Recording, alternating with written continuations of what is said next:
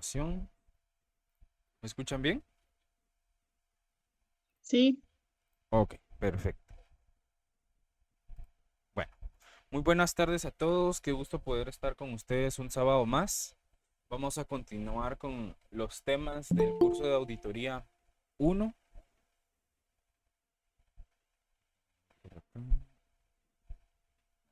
Ok. Diapositiva 24 me dijeron, ¿verdad?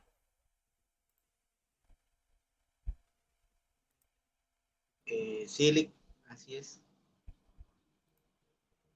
Normas de preparación del informe, aplicación de las NIF, creo que era. Ok, sería esta. ¿Vimos las normas generales o Sí, personales? Sí. Ok. Me dicen por favor si lo pueden visualizar en pantalla completa. sí, normas generales o personales. Sí, esa era. ese tema ya lo abordamos, licenciado. Normas de preparación del informe sería la siguiente diapositiva. La importancia, sí, es. Ok, ok, perfecto. Igual si tienen dudas de los temas anteriores, con mucho gusto los podemos abordar, ¿sí? ¿Vamos bien hasta el momento? ¿Vamos comprendiendo? Antes de entrar con estos nuevos temas. Ok, bueno. Entonces vamos a iniciar nuevamente a retomar los temas que venimos desarrollando en esta primera fase, que ahorita solo estamos viendo temas generales, ¿sí? Todas las generalidades relacionadas a la introducción de la auditoría. Ya en la segunda fase y en la tercera fase ya vamos a ver temas un poquito más específicos. De hecho, en algunos temas que ya vamos a tocar, ya finalizando la primera fase, pues ya van a ver que vamos a empezar a ver las fases de la auditoría de manera general y luego vamos a profundizar un poco más sobre esos temas. Entonces, vamos a continuar con el tema de la importancia profesional en Guatemala. Entonces, en cuanto a las normas de auditoría, pues sabemos que las normas de auditoría pues no son unos simples lineamientos académicos, ¿no? Sino que las normas pues a nosotros nos constituyen obligaciones profesionales, como el colegiado activo para los profesionales que ejercemos la auditoría. Y su cumplimiento tiene implicaciones legales, tiene implicaciones éticas y tiene implicaciones técnicas dentro del ejercicio profesional. El primero de ellos es el cumplimiento obligatorio para el CPA, que es el colegiado activo, ¿no? Que en Guatemala el profesional que ejerce la profesión debe de estar colegiado activo conforme a la normativa del Colegio de Contadores Públicos y Auditores, que cuando ustedes se gradúen es el colegio a donde deben de ir a colegiarse o inscribirse. El colegio es relativamente nuevo, tal vez tiene unos 15 años más o menos de estar funcionando. Inicialmente los auditores se colegiaban en el Colegio de Ciencias Económicas, donde se colegian los administradores de empresas, economistas y también se colegiaban los auditores. Luego, pues el gremio se organizó, formaron la junta directiva del Colegio de Contadores Públicos y Auditores, lograron reunir a los profesionales que son necesarios para poder conformar un colegio, tuvieron el apoyo de los profesionales y conformaron el colegio de CPAs. Actualmente también podemos optar por inscribirnos en el Colegio de Ciencias Económicas, pero como contadores es la obligatoriedad o que lo que nos da la legalidad es en el Colegio de CPAs. Ya si ustedes quieren tener beneficios adicionales de capacitaciones, entre otros, pues el Colegio de Ciencias Económicas también es opción para que nos podamos colegiar. Entonces podemos tener los dos colegiados. Entonces, en cuanto al cumplimiento de las normas técnicas de auditoría, pues primero, pues es un deber profesional. Segundo, forma parte del marco regulatorio aplicable. Y tercero, puede ser un objeto de revisión disciplinaria en caso de un incumplimiento. Por lo general, hay muchos auditores que no mantienen su colegiado activo, sino que al graduarse es obligatorio colegiarse para poder tener la categoría de profesional, o de la licenciatura, ¿no? Pero hay unos que no lo mantienen activo porque por lo general en en la iniciativa privada, si uno no firma los informes, pues no es obligatorio tener el colegiado activo porque ya tiene un papel más operativo, más de campo. Ahora, si ustedes van a firmar los informes, van a firmar documentos y los tienen que sellar como profesionales, entonces ahí sí tenemos la obligación de estar colegiados porque eso es lo que le da las garantías legales a los documentos que nosotros vayamos a emitir y firmar. ¿Estamos ahí? Entonces, el auditor que emite un dictamen asume una responsabilidad profesional sobre el contenido del informe y sobre la aplicación adecuada de las normas técnicas. ¿Sí? Entonces, cuando nosotros firmamos y sellamos, nos estamos responsabilizando y diciendo que ese trabajo está bien hecho con estándares de calidad según el colegio de profesionales. ¿Sí? Entonces, en cuanto al incumplimiento, si nosotros incumplimos con el tema de la colegiación, puede derivar en sanciones disciplinarias como ya no ejercer la profesión o el retiro de nuestra licencia para poder ejercer. El tema en cuanto a responsabilidad civil o pérdida de la credibilidad profesional. Entonces es muy, muy importante. Si ustedes trabajan en una institución pública, ahí ustedes firmen o no firmen, pero media vez tengan una plaza en calidad de profesional, es obligatorio contar con el colegiado activo. Ahora, en cuanto a la credibilidad, no surge del informe en sí, sino surge del cumplimiento riguroso del marco técnico que respalda la opinión del auditor. ¿Sí? En cuanto también podemos hablar de que el colegiado fortalece la confianza de inversionistas, de la Superintendencia de Administración Tributaria o de entidades financieras. ¿Por qué? Porque los estados financieros auditados son utilizados por distintos usuarios externos a la entidad evaluada. Entre ellos pueden ser inversionistas para evaluar rentabilidad y riesgos, entidades financieras para analizar capacidad de pago o capacidad de poder otorgarles algún tipo de financiamiento como un préstamo, un apalancamiento financiero, o en cuanto a la Superintendencia de Administración Tributaria para efectos fiscales y de cumplimiento tributario. En Guatemala hay algo que se llama contribuyentes especiales, que son ya empresas grandes que tienen cierto nivel de facturación y ellos tienen la obligación de, cuando hacen su declaración jurada anual del impuesto sobre la renta, deben de presentar sus estados financieros auditados. ¿Qué pide el SAT? El estado de situación financiera y el estado de resultados auditados. Entonces, ahí si nosotros hacemos ese tipo de trabajo, debemos de tener el colegiado activo. ¿Por qué? Porque vamos a firmar ya de que esos estados financieros se presentan razonablemente, ¿no? Entonces, ahí es donde surge la obligación. También cuando la auditoría se realiza conforme a las normas técnicas vigentes, estos usuarios pueden confiar de manera razonable en que la información presentada refleja la situación financiera de la entidad, porque nosotros lo estamos firmando y lo estamos asegurando en nuestro informe. Entonces, la auditoría cumple con una función social porque protege el interés público al promover información financiera que sea confiable. El lema del Colegio de Profesionales es Somos Confianza Pública. A diferencia de los abogados que dan certeza pública, nosotros damos confianza pública, confianza en que los documentos que nosotros indicamos que están razonables, pues realmente lo estén, ¿no? Que no tengan ningún tipo de error material, a pesar del riesgo de que existe de poder emitir una opinión equivocada, ¿verdad? Ese riesgo no lo vamos a poder desaparecer, pero sí podemos implementar estrategias para reducirlo a un nivel considerablemente bajo. ¿Van conmigo? ¿Vamos bien? Entonces, en síntesis o en resumen, en cuanto a la importancia profesional en Guatemala, en el contexto guatemalteco, el cumplimiento de las normas de auditoría es obligatorio para el colegio de CPAs, el colegiado activo, sustenta la credibilidad de los estados financieros, refuerza la confianza del sistema financiero tributario, porque la auditoría no solo es un servicio profesional, sino que es un mecanismo que contribuye a la estabilidad y la transparencia dentro del entorno económico de las entidades. ¿Sí? Entonces, que nosotros contemos con la colegiación profesional es sumamente importante.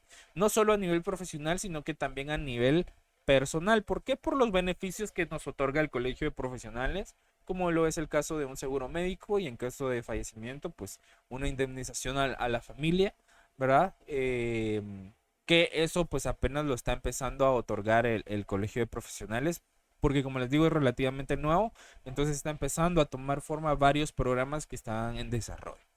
¿Estamos claros acá? Si tienen dudas, no tengan pena de activar su micrófono. Yo no los puedo ver como tal por la pantalla, pero pueden abrir su micrófono y con gusto pueden hacer sus consultas. Ok, entonces, ese era el último tema de este seguimiento de las diapositivas. Acá tenemos la autoevaluación número 3 relacionadas con las NAGA. Por favor, si les pueden tomar una captura, igual al finalizar les voy a mandar una captura de la autoevaluación número 3. Esta va a estar habilitada al finalizar el periodo de contabilidad. Y van a tener hasta el día de mañana a las 23 horas para poder contestar estas preguntas. ¿Estamos claros? La misma metodología, una hoja de líneas a cuadros en blanco, bien identificada, con las respuestas a mano, por favor. Lo escanean, le toman fotografía y lo publican en la plataforma. ¿Dudas? Ok. Si no hay dudas, vamos a continuar. Ahora ya vamos a entrar a temas un poco más específicos en cuanto a la introducción de la auditoría. ¿Por qué? Porque acá ya vamos a entrar a ver de manera general las fases de la auditoría. Que como les he ido mencionando hasta donde vamos, el proceso de auditoría tiene 3 fases. Tiene la planificación o la planeación, tiene la fase de ejecución o trabajo de campo, como algunos lo conocen, y tiene la última fase que es la comunicación de los resultados o la elaboración de los informes técnicos o los dictámenes de auditoría. ¿Sí? Entonces recordemos, tenemos 3 fases: planeación, ejecución y comunicación de los resultados. Esto es muy, muy importante. Ok. Primero, ¿qué es el proceso de auditoría? Cuando se habla del proceso de auditoría o cuando se habla de auditoría en sí, muchas personas imaginan únicamente a alguien revisando números o documentos contables, ¿sí? Sin embargo, el auditor o el trabajo del auditor es mucho más que eso. En realidad, la auditoría sigue un proceso que es estructurado. Es decir, si una serie de pasos organizados, o son una serie, perdón, de pasos organizados que permiten revisar la información financiera de una empresa de forma profesional y de manera confiable. Entonces, para entenderlo mejor, acá es importante tener presente que ninguna auditoría comienza revisando documentos inmediatamente, ¿sí? Nosotros no vamos a llegar con el cliente y decir, bueno, deme este y este documento. No. La auditoría o el proceso de la auditoría comienza mucho antes de llegar hasta ese punto. ¿Por qué? Porque el auditor necesita comprender qué está revisando o qué va a revisar, cómo funciona la empresa, cuáles son los aspectos que podrían representar un mayor riesgo, ¿sí? Para la entidad y para nosotros como firma. Porque, por esa razón, el proceso de auditoría se divide en esas 3 fases fundamentales, ¿sí? ¿Cuál dijimos que era la primera? ¿Se recuerdan? La tenemos acá. Es la planificación, ¿sí? La planificación, si la definimos, va a ser aquella etapa donde se diseña todo el trabajo de auditoría. En ese momento o en este momento de la planificación, el auditor busca entender el negocio y todo su entorno.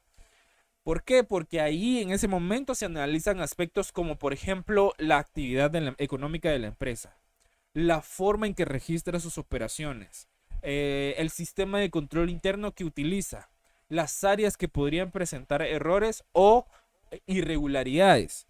¿no? Entonces, en esa fase es clave porque permite al auditor decidir dónde concentrar toda su atención.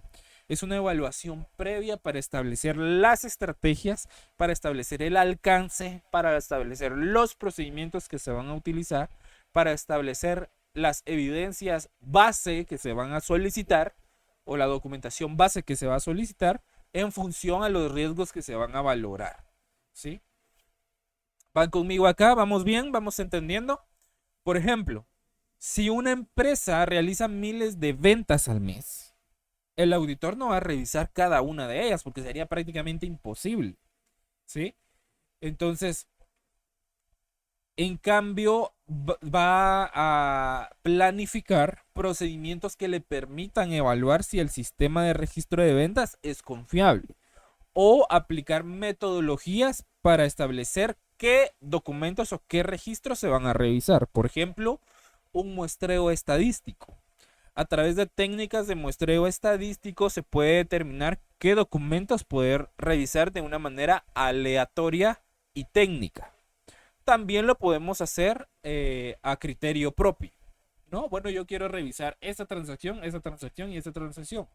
¿Por qué? Porque en la planificación nosotros ya pedimos cierta información para saber más o menos qué tipo de registros, qué tipos de ventas realizan, cuáles son sus ingresos, cuáles son su actividad económica principal, si tienen actividades económicas que no sean del giro del negocio. Entonces, para ir ya viendo hacia dónde nos vamos a enfocar, qué tipo de información podemos solicitar y demás. Entonces, puede ser de las dos formas. Puede dejarse a criterio del profesional o puede hacerse de manera técnica a través de un muestreo estadístico. La segunda fase es la ejecución del trabajo de auditoría o el trabajo de campo. En esta fase, o una vez que el auditor sabe qué es lo que debe revisar y cómo lo va a hacer, porque ya lo planificó, comienza la fase de ejecución. Entonces, también conocida como trabajo de campo. En esa etapa, el auditor realiza la revisión directa de la información. Si se dan cuenta, no solo decimos al cliente sí y vamos directo a la empresa y a pedir documentación. No, porque si hacemos eso no sabríamos qué vamos a buscar. Solo iríamos a pedir información por pedir información. Entonces, la planificación nos ayuda a entender y de una manera anticipada ver qué posibles riesgos o indicios de errores podemos encontrar. Los auditores más experimentados pues ya dicen, bueno, nos vamos a enfocar en esta y X área, ¿verdad? Por ejemplo, nos vamos a enfocar en propiedad, planta y equipo, vamos a revisar caja, el efectivo, vamos a revisar las cuentas bancarias, vamos a revisar las cuentas por cobrar, vamos a ver el nivel de morosidad de los clientes, una cuenta relacionada a cuentas por cobrar, las cuentas incobrables, vamos a revisar la estimación, ¿verdad? Para ver si algún cliente no paga, para ver si la empresa tiene lo suficiente para poder soportar esa pérdida, ¿verdad? Porque si un cliente no me paga, entonces estamos perdiendo dinero como empresa. ¿Me explico? Entonces, ya en la fase de ejecución o en esta etapa de ejecución, el auditor va a realizar la revisión directa de la información financiera. Entonces, esto implica analizar documentos, revisar registros contables, controles, aplicar pruebas y obtener evidencia que respalde su análisis, ¿verdad? Evidencia suficiente y adecuada. Entonces, durante el trabajo de campo, el auditor puede, por ejemplo, revisar facturas y comprobantes de pago, verificar saldos bancarios, analizar movimientos contables, confirmar información con clientes, con proveedores y con los bancos para obtener información que sea confiable de fuentes externas a la empresa, para verificar que si lo que me está diciendo la empresa en los estados financieros es verdad o no, ¿verdad? Y en función a eso, proponer los ajustes que sean correspondientes o las recomendaciones que sean correspondientes al proceso que estamos evaluando. Un caso muy común en el proceso en la fase de ejecución son las confirmaciones bancarias. Si la empresa afirma que tiene cierta cantidad de dinero en el banco, por ejemplo, el auditor puede solicitar directamente al banco que confirme ese saldo. De esa forma nos aseguramos que la información registrada en la contabilidad sea la correcta. Entonces aquí hay un punto clave. Yo como auditor voy a confiar mucho más en las confirmaciones externas a la empresa que en las confirmaciones de la empresa. ¿Me doy a entender? ¿Estamos claros acá? ¿Duda? ¿Sí? Yo voy a confiar más en lo que me diga el banco que en lo que me está diciendo la empresa. Yo voy a confiar un cierto nivel más que lo que me dice el cliente que lo que me dice la empresa. ¿Por qué? Porque el cliente me dice, bueno, yo ya no debo esta cantidad de dinero, debo esto. Ok, ¿qué pudo haber pasado? No registraron un pago del cliente en la contabilidad, ¿verdad? Entonces, y ellos me están diciendo, no, el cliente nos debe esto, ¿verdad? Entonces, pueden haber errores, ya sea intencionados o no, pero pueden existir, ¿ya? Ya para determinar si son intencionales o no, pues ya son otros 20 pesos aparte, ¿verdad? Entonces ya son otros procesos. En cuanto a la tercera fase, que es la comunicación de los resultados o la elaboración del dictamen o del informe de auditoría, después de revisar toda la información y analizar la evidencia, el auditor llega a esta fase de comunicación de los resultados. Esto se hace mediante el informe o dictamen de auditoría, que es el documento donde el auditor presenta su opinión profesional sobre los estados financieros, ¿sí? En este informe, el auditor va a indicar si, de acuerdo con la evidencia obtenida, los estados financieros reflejan razonablemente la situación financiera de la empresa. Ojo en cómo se los estoy diciendo, ¿sí? Nosotros en el informe, de acuerdo con la evidencia, ¿sí? Eso se los he dicho muchas veces. Yo no puedo decir algo en mi informe si yo no tengo evidencia suficiente y adecuada que respalde lo que yo estoy diciendo. Entonces debemos de tener mucho cuidado también cuando nos comunicamos o nos referimos a este aspecto de la auditoría, ¿verdad? Porque una palabra, aunque sea verbal, nos puede meter en problemas. Nosotros como profesionales de la auditoría, como expertos en revisión, en temas de control y en normativa financiera y de auditoría, debemos de ser muy cuidadosos con lo que decimos también, ¿ya? Porque la gente o el cliente puede decir, no, pero el auditor me dijo, ¿verdad? Pero y el auditor dice, bueno, demuéstrame lo que yo se lo dije en un documento, ¿verdad? Entonces, no, también tenemos que ser muy cuidadosos con lo que decimos. Porque la mayoría de personas cuando no son financieros o cuando no son contables, pues se agarran también de la palabra. Y si uno no estuvo bien en ese momento o no tuvo las palabras adecuadas para comunicar la idea que tenía en mente en ese momento en específico, pues podemos tener inconvenientes. Inconvenientes que se pueden evitar, como hablando de manera tranquila, teniendo claras nuestras ideas y de manera ordenada. A veces a mí me pasa, a veces yo cuando empiezo a explicar, pues me emociono mucho, empiezo a hablar muy rápido, muy rápido, muy rápido, y a veces eso causa que no me puedan comprender lo que les quiero tratar de decir. Entonces, en ciertos momentos trato de dosificar toda esa energía para tratar de nivelar las emociones, por decirlo de alguna manera, y comunicar de mejor forma lo que les quiero dar a conocer para que ustedes puedan comprender los aspectos y sobre todo, si se dan cuenta, no estoy utilizando un lenguaje demasiado técnico, estoy tratando de ser técnico pero con un vocabulario sencillo y simple para que podamos comprender todos el tema que estamos tratando. ¿Estamos de acuerdo acá? ¿Van conmigo? ¿Alguno se me ha perdido? Ok. Entonces, en cuanto al informe, este documento tiene un impacto muy, muy importante, porque muchas decisiones dependen de este documento. Por ejemplo, los bancos pueden utilizar el informe de auditoría para evaluar si otorgan un préstamo, o los inversionistas pueden analizarlo antes de decidir si invierten en la empresa o no. Entonces, es muy importante. Cada una de estas fases, ¿sí? Me refiero a las 3 fases, permite que el auditor pueda obtener evidencia o información suficiente para formar un criterio profesional, para formar una idea que esté soportada, que tenga una base sólida. no se trata solo de revisar cifras, sino de analizar, verificar y evaluar la información financiera de manera responsable. ¿Estamos acá? Entonces, el éxito de una auditoría también depende de varios factores. Entre ellos destacan el conocimiento del negocio. Si yo no entiendo el negocio, muy difícilmente mi trabajo vaya a ser de calidad. ¿Me explico?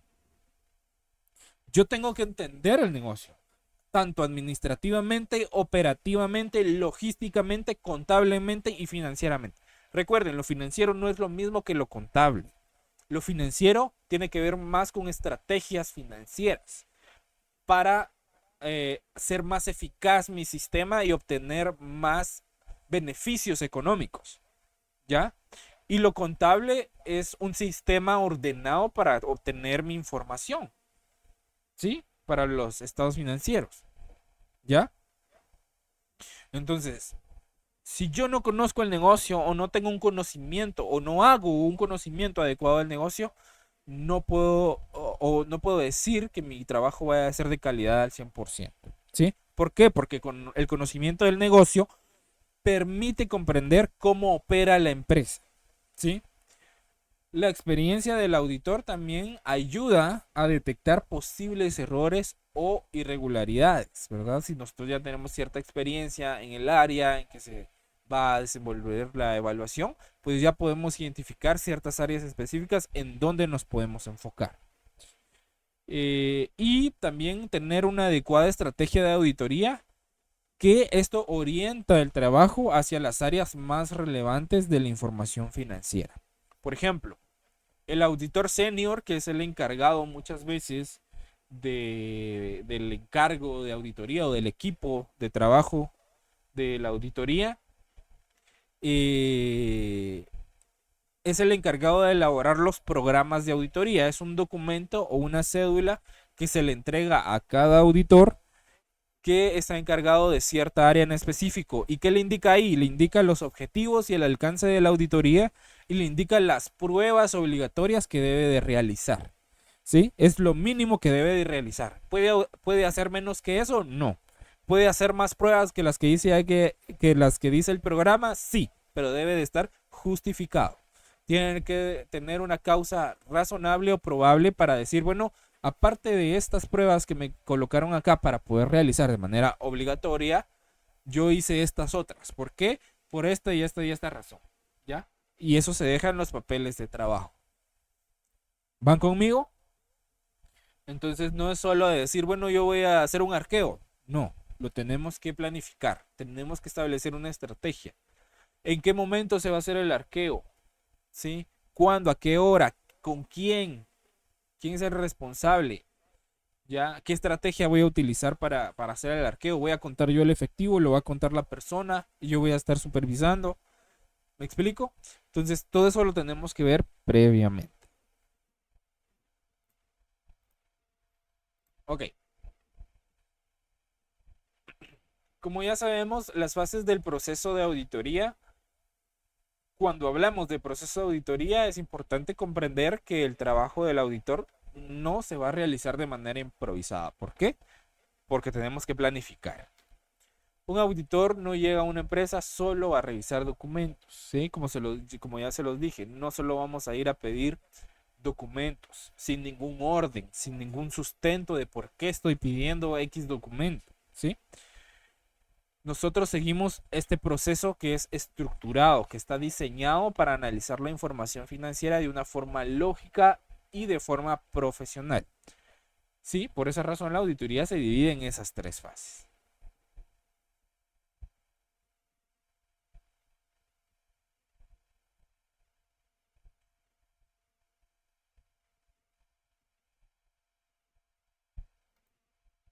Ok. Cuando nosotros hablamos también del proceso de auditoría, van a haber normativas que nos van a regular este proceso. Y algo muy importante que debemos de tener presente es que todo el proceso de auditoría está regulado por normas profesionales, ¿sí? Entre las principales, como lo pueden ver en su pantalla, están las NAGA, que son las normas de auditoría generalmente aceptadas, y las NIA, que son las normas internacionales de auditoría. Estas normas nos van a garantizar que el trabajo del auditor pueda ser profesional, objetivo y confiable. Y gracias a estas normativas nos asegura la calidad y la credibilidad del trabajo de auditoría. ¿Estamos acá? Ahora, vamos a hablar ya un poco más profundo de la fase de planificación o planeación. En muchos libros ponen planeamiento, que también está correcto. Todos los sinónimos de planificación o planeación, planeamiento, están bien, ¿sí? En nuestro caso lo vamos a tomar como planificación. Yo se los puse como planeamiento porque en partes de la norma lo toma como con esa palabra, pero podemos utilizar las demás que ya les mencioné. Ok, cuando inicia la auditoría, el auditor no va a decir, bueno, mire, denme ya las facturas, denme las actas, denme los libros contables, etcétera. No. Siempre tenemos que hacer ese proceso de antes verificar, de antes establecer estrategias, de conocer el entorno. ¿Sí? La planificación es una de las fases más importantes del proceso de auditoría. Yo diría que es la más importante. Es cierto, la de comunicación de los resultados es muy importante. ¿Por qué? Porque ahí se hace el dictamen. La ejecución también es muy importante porque ahí vamos al trabajo de campo, hacemos los análisis, hacemos nuestros papeles de trabajo, hacemos pruebas, obtenemos evidencia y de esa manera podemos sustentar el informe. Pero si no, nosotros no tenemos una ruta la cual seguir, entonces vamos muy perdidos, ¿ya? Entonces, es una fase muy importante porque en este momento el auditor define cómo se va a llevar a cabo la evaluación, ¿sí? Si esta etapa se realiza correctamente, el resto del trabajo se vuelve mucho más claro y mucho más eficiente porque ya el equipo de trabajo va a ir enfocado. ¿Me explico? Entonces, en esa fase el auditor va a definir varios elementos fundamentales. El primero va a establecer los objetivos del examen. ¿Sí? ¿Qué significa esto? Determinar qué se pretende evaluar o qué se pretende verificar durante la auditoría. Los objetivos nos permiten que el trabajo tenga una dirección clara. ¿Sí? Es como si yo tirara una flecha y no tengo el tiro al blanco. ¿Hacia dónde la voy a dirigir? ¿Me explico? ¿Estamos claros acá? ¿Alguna duda hasta el momento? ¿Vamos bien? Ok. Todo bien, licenciado, gracias. Ok, muchísimas gracias. Entonces, luego de los objetivos se determina el alcance de la auditoría, es decir, qué áreas, qué cuentas o qué procesos van a ser revisados y hasta dónde va a llegar ese análisis. ¿Sí? Aquí ya tenemos dos objetivos, dos elementos importantes. Los objetivos, ¿sí? Que es qué se pretende evaluar o verificar. El alcance, hasta dónde voy a hacer llegar esa evaluación. ¿Van conmigo? También ahí se define la estrategia del trabajo, que consiste en decidir cómo se va a desarrollar la auditoría, qué enfoque se va a utilizar y en qué área se deberá presentar mayor atención. Además, el auditor establece los procedimientos que se van a aplicar. ¿Sí? En la fase de planificación ya establecemos procedimientos. Es decir, las técnicas que vamos a utilizar para obtener evidencia, como revisiones documentales, confirmaciones, análisis de registros, pruebas de control, entre otras. ¿Sí? Pero teniendo esto, la planificación no solo va a consistir en organizar el trabajo. En esta etapa también se realiza un análisis importante de la organización. ¿Qué analiza el auditor? La empresa, para poder comprender a qué se dedica. Analiza sus operaciones, para poder entender cómo desarrolla sus actividades. Analiza su sistema de control interno, si tuviera. Si no tuviera, también debemos de enfocarnos en recomendar que implementen o apliquen un sistema de control interno, ¿sí? Vamos a analizar su sistema de control interno para evaluar la confiabilidad de sus procesos.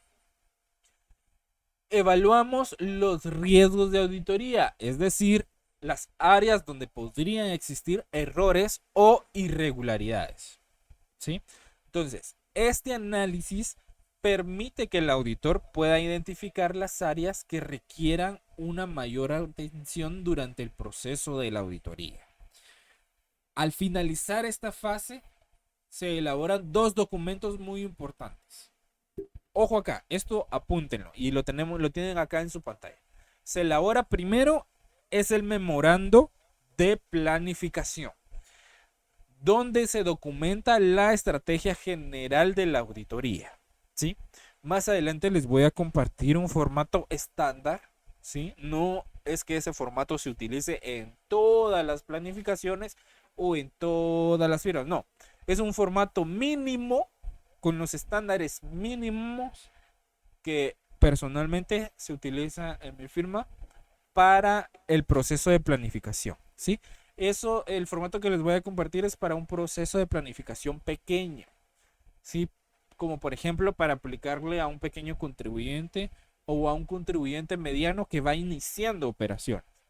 Entonces, si me pueden recordar durante la semana para que se los pueda compartir, les agradecería mucho porque son documentos que les pueden servir más adelante.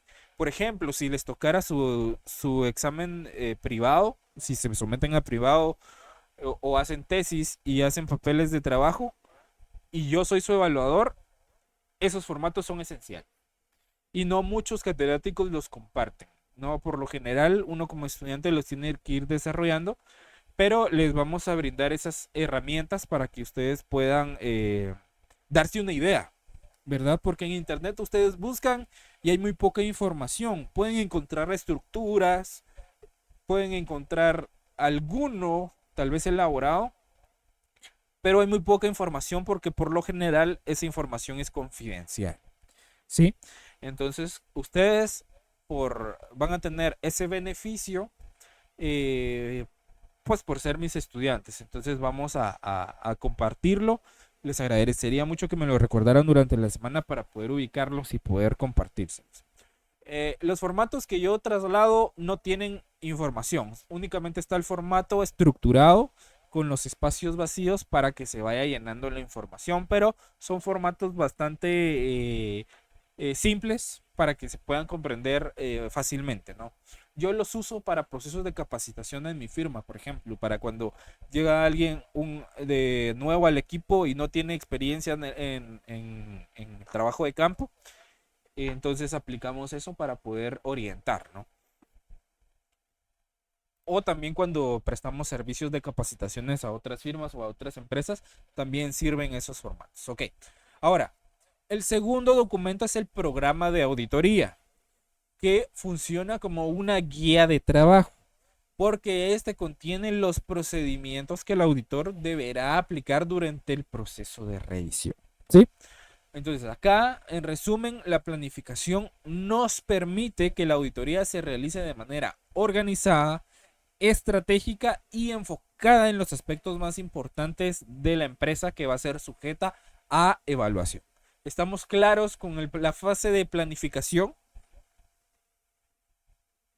¿Alguna duda con la fase de planificación? No me quiero extender mucho porque tenemos varios temas que tratar, pero sí quiero que quede claro y que entendamos cada fase. ¿Estamos claros con la fase de planificación? Sí, licenciado. Okay. Bien. ¿Qué normas aplicables le aplican a la planificación? Bien. Ahora que ya comprendimos qué ocurre en la fase de planificación, es importante saber que el auditor no decide todo por criterio. Algunas veces sí, algunas veces no. En cuanto a la planificación, es mejor ajustarse al estándar, ¿sí? En la práctica profesional, esta fase está guiada por normas de auditoría que indican cómo se debe de organizar el trabajo. Estas normas nos ayudan a que el proceso sea más ordenado, sea más profesional y más confiable. Entonces, durante el proceso de planificación, se aplican principalmente dos grupos de normas, las NAGA y las NIA, ¿sí? Principalmente las NIA. Las normas de auditoría generalmente aceptadas, o dentro de esta norma, hay dos normas especialmente importantes en esta etapa que integran las NAGA. Primero es el planeamiento y la supervisión. Esta norma establece que toda auditoría debe planificarse adecuadamente y que el trabajo realizado por el equipo de auditoría debe de ser supervisado por el auditor responsable.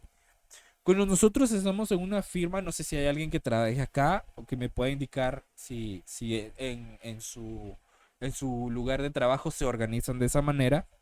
Pero en mi caso personal, cuando yo conformo un equipo de trabajo, yo por ser el socio director y fundador de la firma, yo soy el que dirige todas las operaciones y todos los trabajos de campo porque yo soy el que firma los dictámenes, yo soy el responsable de esos informes de auditoría.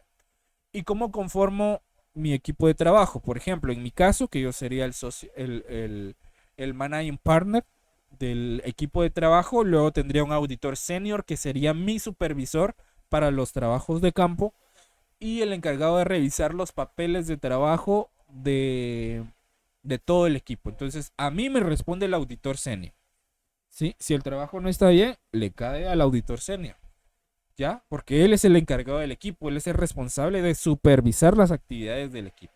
Luego del auditor senior puede venir un auditor junior, ¿verdad? Que es alguien que va a estar dirigiendo al equipo en el trabajo de campo, o puede ser también el auditor senior y todos los demás pueden ser auditores junior o auxiliares de auditoría, que son los que van al campo a obtener la evidencia, a aplicar pruebas, las entrevistas de control, etcétera. ¿Me explico? Yo lo organizo de esa manera. No sé si alguno de ustedes nos puede compartir si trabaja en alguna firma, forma parte de algún equipo, cómo se organiza para conocer, ¿no? Nos sirve a todos. ¿No? ¿Ninguno? Ok. Entonces, yo en mi caso pues utilizo un estándar, ¿no? En esa línea jerárquica para estar un poco más organizado. Como les digo, a mí me responde el auditor senior, al senior le responde el junior y al junior le responden los auxiliares de auditoría. ¿Estamos claros acá? Ok. Entonces, en otras palabras, el trabajo no puede hacerse de una forma improvisada. Debe existir una organización previa y una dirección clara del proceso, ¿sí? También la otra norma de las NAGA que nos aplica acá es el estudio y evaluación del control interno. Esta norma indica que el auditor debe analizar el sistema de control interno de la empresa. Eso es importante porque el control interno permite entender qué tan confiables son los procesos de la organización. Si los controles son sólidos, entonces el auditor puede confiar más en los registros. Si son débiles, va a tener que aplicar más procedimientos de auditoría para poder evaluar y determinar por qué no son tan confiables. El otro grupo de normas que le aplican a la planificación son las NIAs y para mí son las principales. En la imagen ustedes pueden ver la división. Hay más normativa de las NIA que aplican al proceso de planeación o planificación. Entonces, además de las NAGA, también se aplican las NIA que orientan el trabajo en esta etapa. Entonces, una de ellas es la NIA 210, que se llama términos del encargo. Esta norma, así de manera muy general, porque esta norma puede tener que fácil 200 páginas o 50 páginas. En términos muy generales, esta norma nos establece las condiciones bajo las cuales el auditor acepta realizar la auditoría y define las responsabilidades del auditor y de la empresa. Hago un paréntesis. Ahora que ya empezamos a mencionar normas, les voy a estar compartiendo las normas de auditoría y vamos a estar trabajando unos breves resúmenes ejecutivos de la normativa. ¿Por qué? Para que ustedes empiecen a leer normativa. Así más adelante, ya cuando lleguen al curso de NIAS, si les toca conmigo no les va a costar porque yo en NIAS Se supone que en auditoría 1 vemos generalidades de las normas. Aquí ya estamos empezando a ver normativas. Yo por eso hago el ejercicio de los resúmenes ejecutivos para que ustedes lean la norma y en función a su lectura pongan lo que entendieron en el resumen ejecutivo, para que vayan creando el criterio y obteniendo puntos clave para que cuando hablemos de la normativa, sí, eso estaba en esa norma. No me voy a recordar al 100% porque es bastante información, pero por lo menos algunos puntos clave los tenemos que tener en la mente siempre. ¿Estamos claros acá? Se les va a indicar, se les va a dar las instrucciones de cómo estructurar el informe ejecutivo, qué elementos son los que debe de contener, en cuanto a forma también, y se les va a ir publicando, cuando se publique la actividad, se les va a adjuntar ahí la normativa que van a ser sujeta a lectura. ¿Estamos claros? ¿Alguna duda? ¿No hay dudas? Todo claro, licenciado. Ok. Continuamos, cerramos paréntesis, continuamos. Entonces, les decía, en términos generales, la NIA 210 establece las condiciones bajo las cuales el auditor acepta realizar la auditoría y define las responsabilidades del auditor y de la empresa. También le aplica la NIA 300, que la NIA 300 específicamente nos habla de la planeación o la planificación o el planeamiento de la auditoría. En términos muy generales, yo solo les estoy resumiendo en un parrafito todo lo que dice la norma. Esta norma nos explica cómo debe desarrollar la estrategia y el plan de auditoría para realizar el examen o la evaluación de una manera eficiente. De eso nos habla esta norma. Ahí vamos a encontrar, por ejemplo, conceptos como el programa de auditoría, el tema del alcance, de los objetivos, de la evaluación de los riesgos, entre otros. La NIA 315 ya específicamente nos habla de la identificación y evaluación de riesgos, que en términos generales indica cómo el auditor debe identificar áreas donde pueda existir errores significativos en los estados financieros.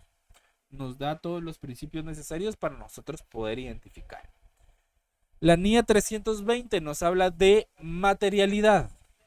Esto es muy importante y este término quiero que venga en el glosario de términos. La materialidad en auditoría.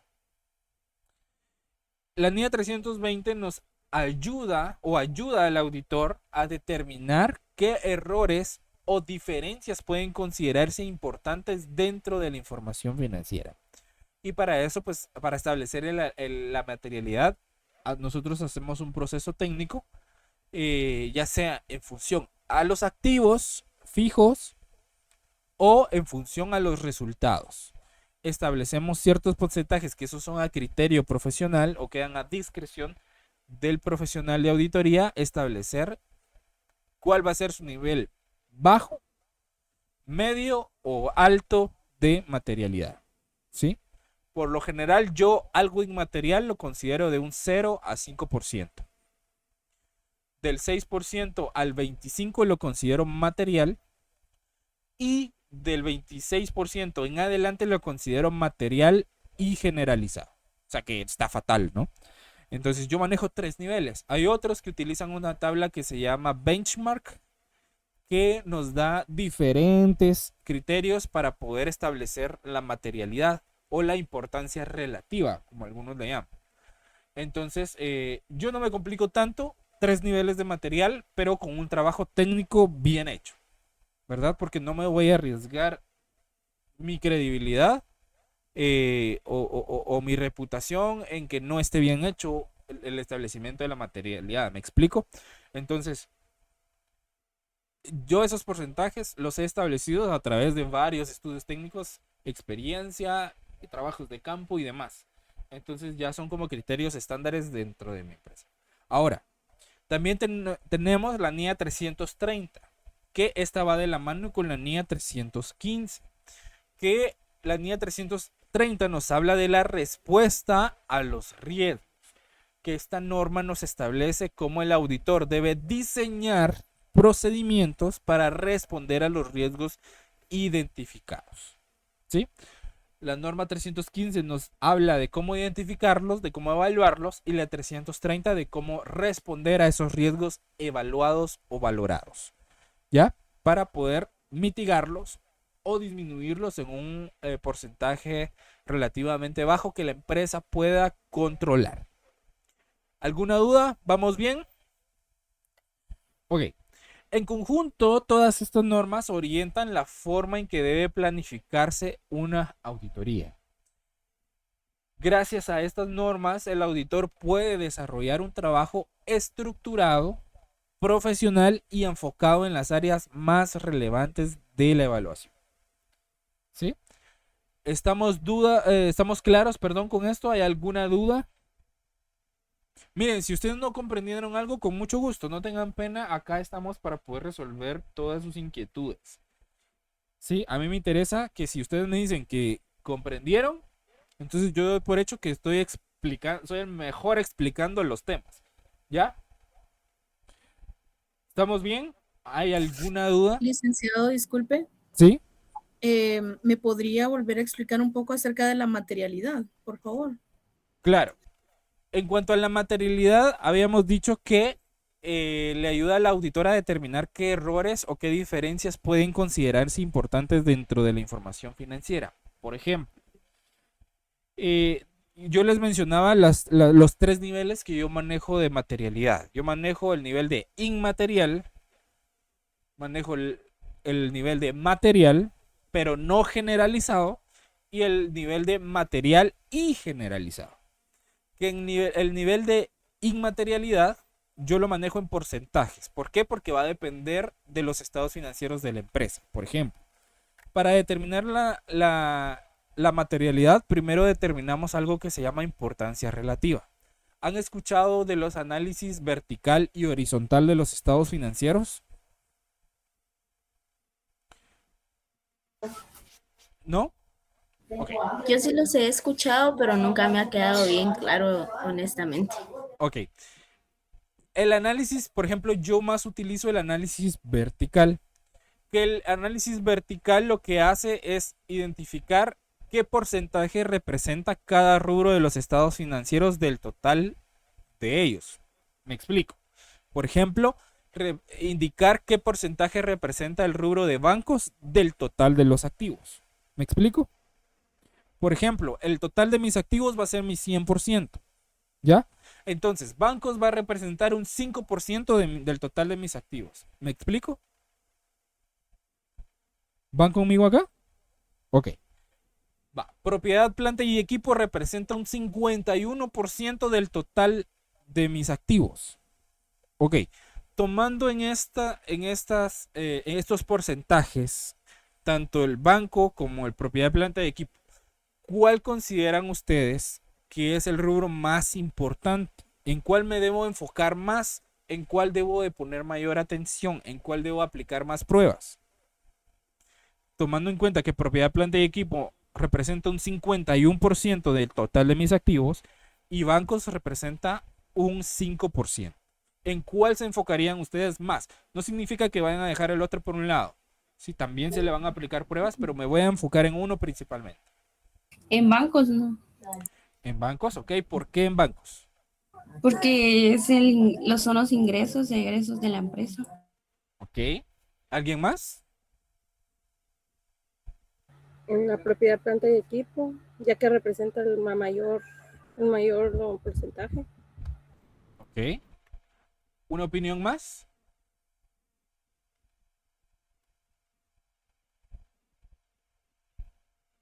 ¿No? Sí, planta de equipo. Planta de equipo, diría yo, licenciado. Ok. Sí, me voy a enfocar más en propiedad, planta y equipo. A pesar de que en el banco podamos tener el dinero, donde registramos los ingresos y de donde tenemos gastos, pero solo me representa un 5% de mi activo. Si yo pierdo lo que está en el banco, solo pierdo un 5% de la empresa.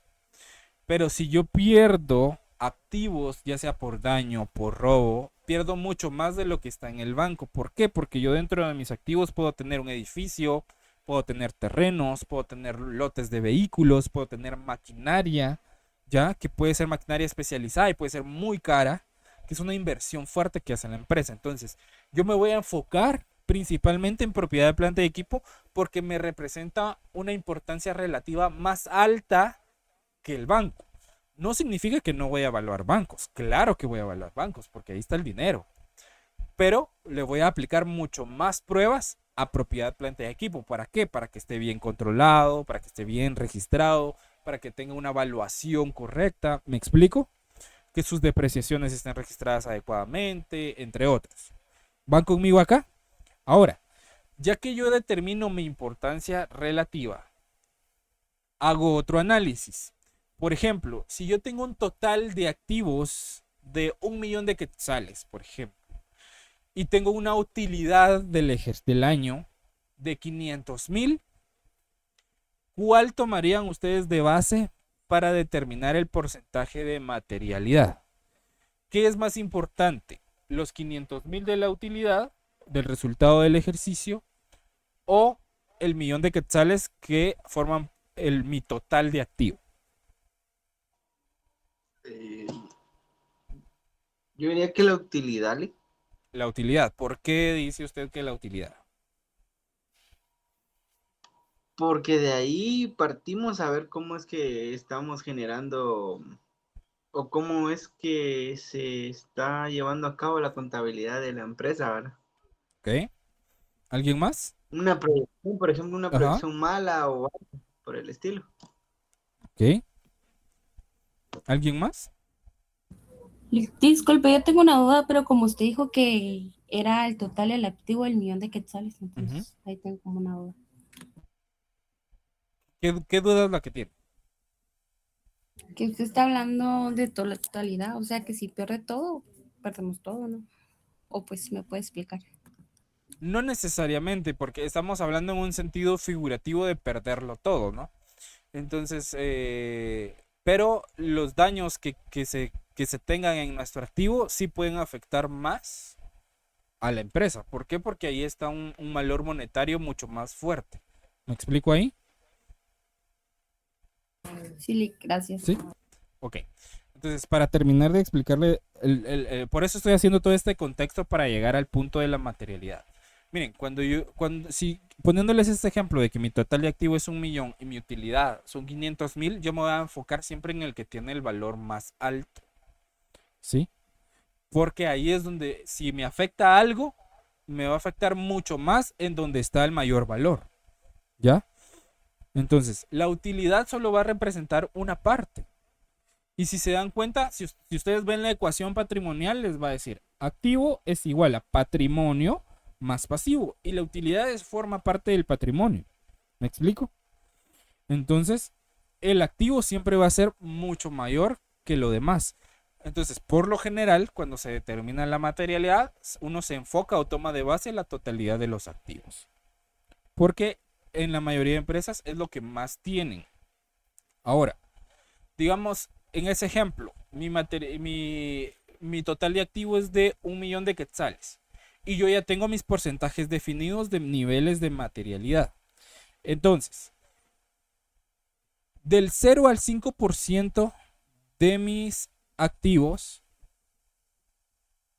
yo voy a determinar cuál va a ser mi nivel más bajo para poder obtener o decir, a partir de aquí yo voy a proponer ajustes.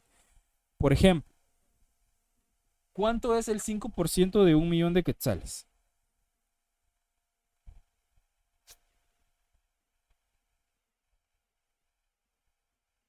$50,000.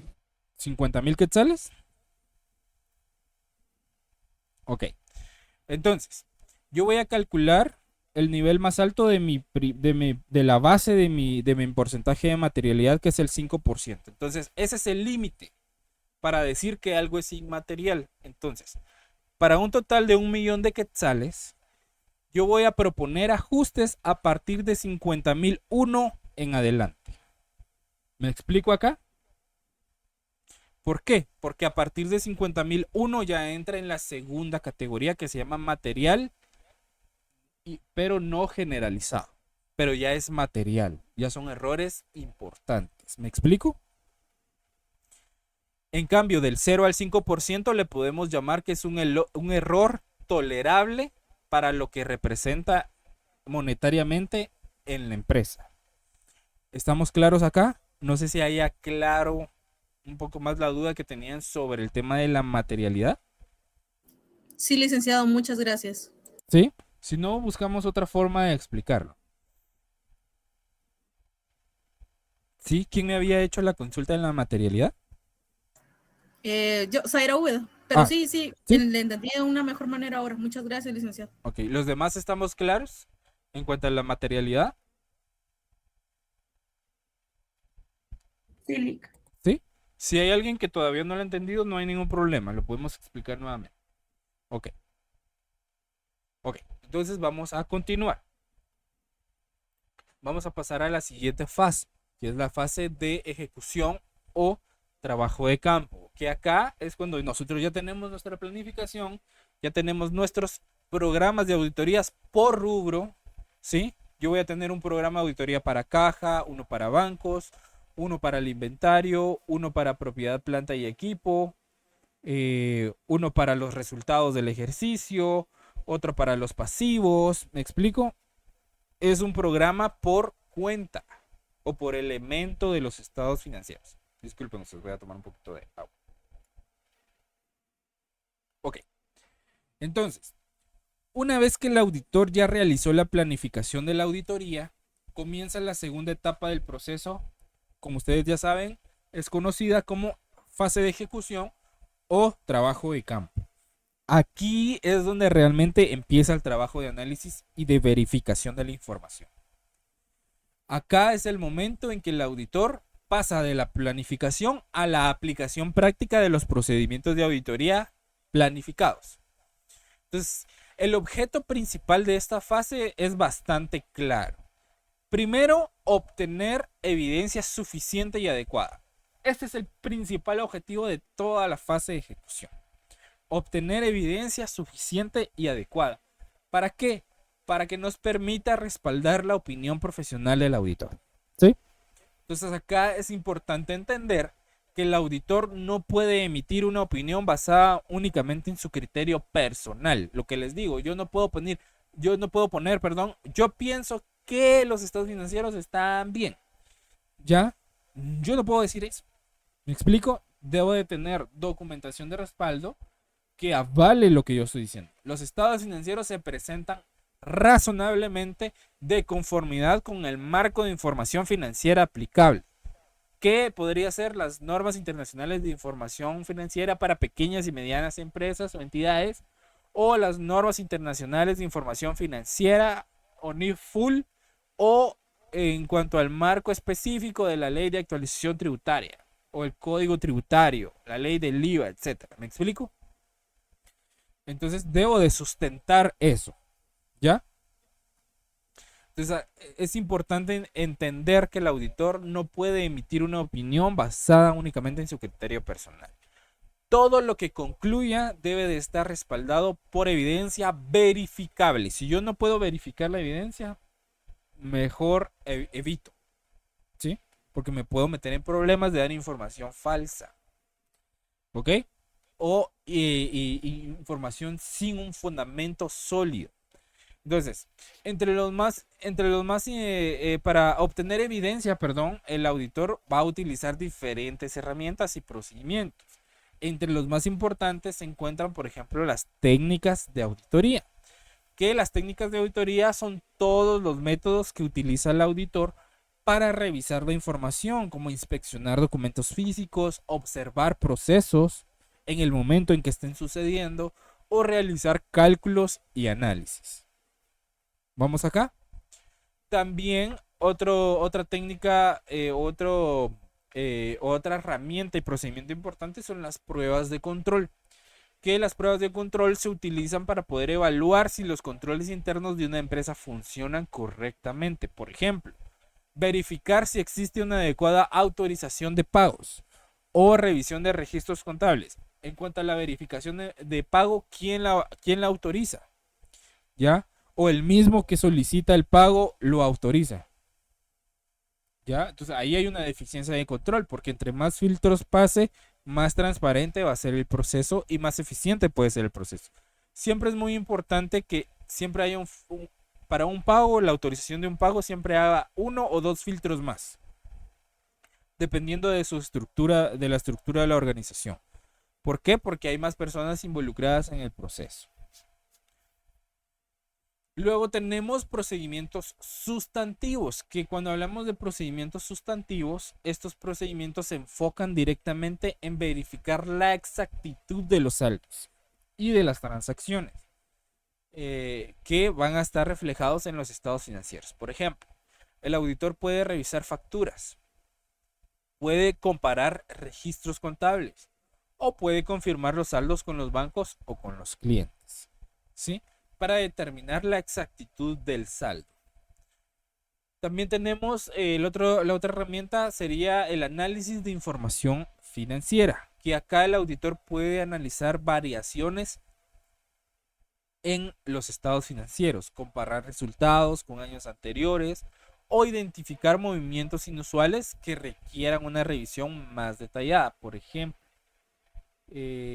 hay un método que se llama de aumentos y disminuciones, que es un método que podemos utilizar para comparar estados financieros de años anteriores para ir viendo variaciones, ¿verdad? Esta cuenta tuvo un aumento significativo este año o tuvo una disminución bastante significativa, etcétera, ¿verdad? Para ir identificando algún movimiento que pueda ser inusual en años anteriores y que en el año que se está llevando a cabo la evaluación puede que se haya disparado mucho una variación o no, ¿verdad? Entonces ahí es un poco también de ir evaluando el criterio también del profesional que vaya a aplicar. Ahora bien, algo muy importante, en esta fase es que todo lo que el auditor revisa debe quedar documentado. Todo lo que el auditor diga también debe de quedar documentado.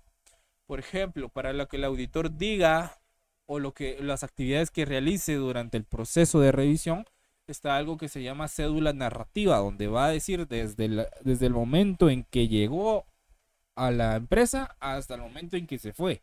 ¿Me explico? Y eso cada vez que vaya a hacer el trabajo de campo.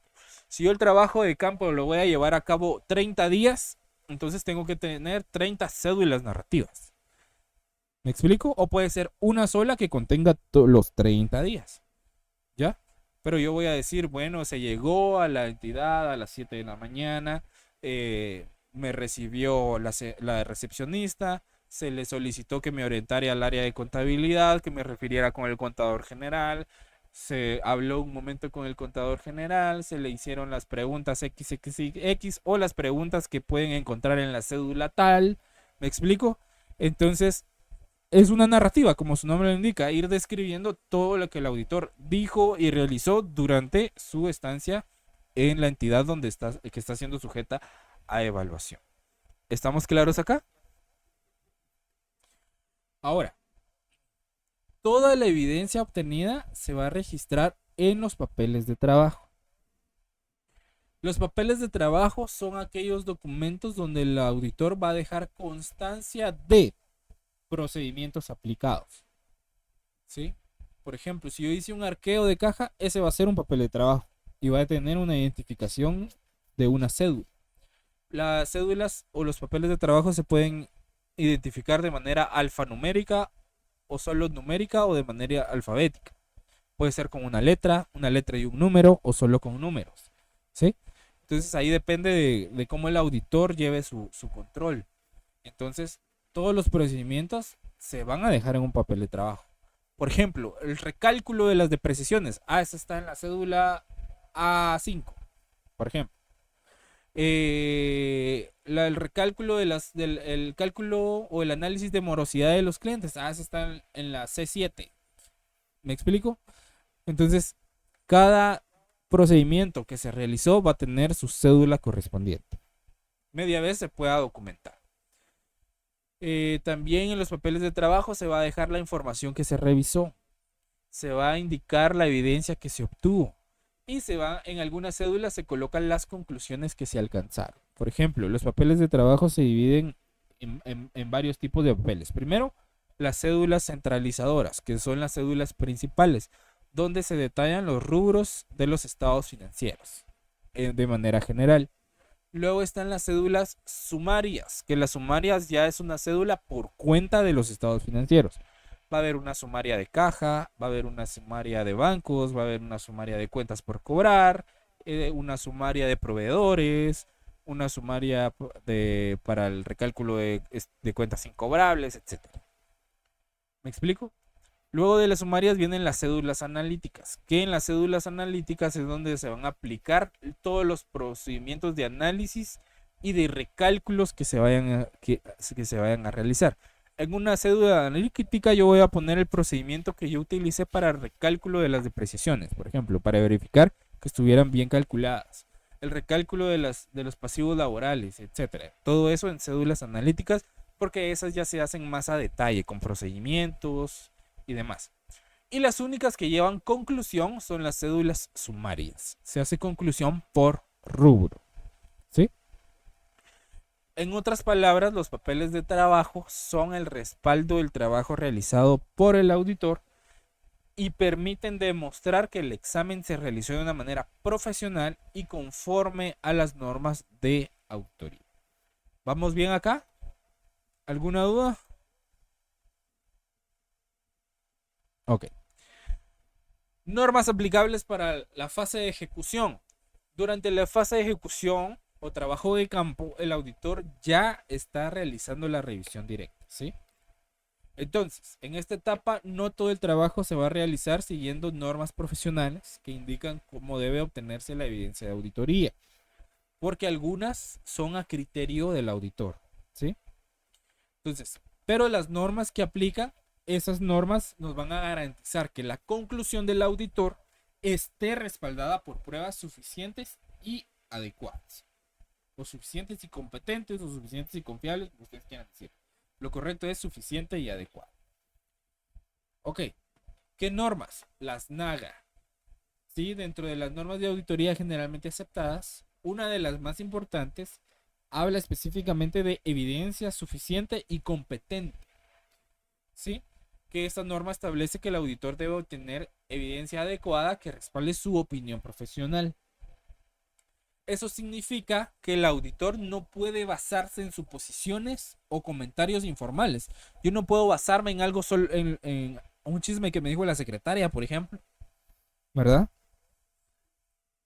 No puedo. Hay que demostrarlo con evidencia. ¿Ya? Entonces hay que tener ese escepticismo profesional. ¿Sí? ¿Se recuerdan de lo que es escepticismo profesional?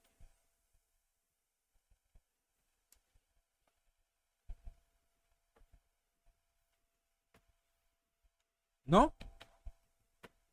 El escepticismo profesional, ¿qué quiere decir? Que yo no voy a creer todo lo que la administración de la empresa me diga. Ni los trabajadores, ni los socios, ni los dueños, ni personas colaboradoras de la empresa, etc. Todo lo que me digan yo lo tengo que comprobar y obtener evidencia correspondiente para verificar que lo que me están diciendo es correcto. ¿Estamos acá? Ok. Por ejemplo, si una empresa afirma que tiene cierto saldo en el banco, le dicen, yo tengo 100,000 quetzales en el banco. Ok, aquí está mi estado de cuenta. Ok, una impresión se puede alterar. Hay muchas herramientas hoy en día que pueden alterar un documento. Entonces, el auditor no solo va a revisar el registro contable, también va a solicitar o puede solicitar una confirmación directa en el banco para verificar que la información sea correcta. Que el banco le mande la información, le diga, sí, el cliente tiene 100,000 quetzales en el banco o tiene 150,000. Ah, mire qué pasó aquí. El banco me dice que usted tiene 150,000 y usted aquí tiene 100,000. ¿Qué pasó acá? Ah, es que se emitió un pago, pero el banco no lo ha liberado. Por eso le aparecen. Ah, bueno. Ahí hay un motivo, ¿verdad? O realizamos un gasto, pero todavía tuvimos un ingreso, pero todavía no lo hemos registrado en nuestra contabilidad. Pero el banco sí, porque ya está hecho el depósito. Ah, bueno, ¿verdad? Pero lo estamos demostrando con la confirmación del banco. Entonces ya no tenemos que pedir la copia del depósito, la copia del pago, etcétera. ¿Me explico? ¿Estamos claros acá? Se dan cuenta que ya nos vamos adentrando poco a poco cada vez más a procesos específicos de la auditoría, pero primero tenemos que tener la base de todos los conceptos. ¿Estamos claros acá? Ok. La otra normativa, las normas internacionales de auditoría. Además de las NAGA, las normas internacionales de auditoría nos orientan cómo debe de obtenerse la evidencia durante el trabajo de campo. Aquí tenemos 5 normas aplicables para la fase de ejecución. La primera de ellas, la NIA 500, que nos habla específicamente de evidencia de auditoría. ¿Sí? Licenciado, disculpe, solo para comentarle que es la 1.29. Ok, perfecto. Entonces nos vamos a quedar acá por los temas de tiempo. Muchísimas gracias, compañera. Recuerden, nos quedamos en la diapositiva 32, por favor. Nos quedamos en el tema normas aplicables en la fase de ejecución. Ok, entonces vamos a continuar en la próxima clase. Recuerden, entonces ahorita como no terminamos este contenido, solo tenemos la autoevaluación número 3. ¿Sí? Que esa va a quedar, se les va a activar y se va a cerrar el día de mañana. También tienen la investigación número 2, que esa actividad ya está publicada, ya está activa. Ya pueden descargar los temas en la plataforma. Y esa se cierra el próximo domingo 15, si no estoy mal, de marzo a las 23 horas. Por favor, no esperen hasta que llegue el domingo para subir su documento. ¿Sí? Porque por eso, porque se subió también tarde ¿cómo se llama? Se les está dando tiempo hasta la próxima semana para que ustedes puedan organizarse y planificarse para cumplir con las fechas establecidas. Si lo pueden subir antes, muchísimo mejor. ¿Alguna duda hasta el momento? ¿Vamos bien? Ok. Todo claro, licenciado, gracias. Perfecto. Si no hay dudas, por favor, los que puedan activar su cámara, los que no, por favor, colocar sus datos en el chat. Y vamos a tomar la captura de pantalla correspondiente para la asistencia del día de hoy. Entonces, a la cuenta de 3, por favor, me regalan una gran sonrisa. A la 1, a las 2 y a las 3. Ahí estamos. Muchísimas gracias. Un gusto haber estado con ustedes un sábado más. Nos vemos en nuestra próxima clase. Si gustan, podemos tomar unos 10 minutos para que ustedes puedan tener chancecito ahí de descansar un poco. Porque creo que los 5 minutos son muy poquito tiempo, ¿verdad? Entonces, vamos a tomar 10 minutos y nos conectamos a la 1:41. ¿Sí? Entonces, un gusto y nos vemos dentro de 10 minutos.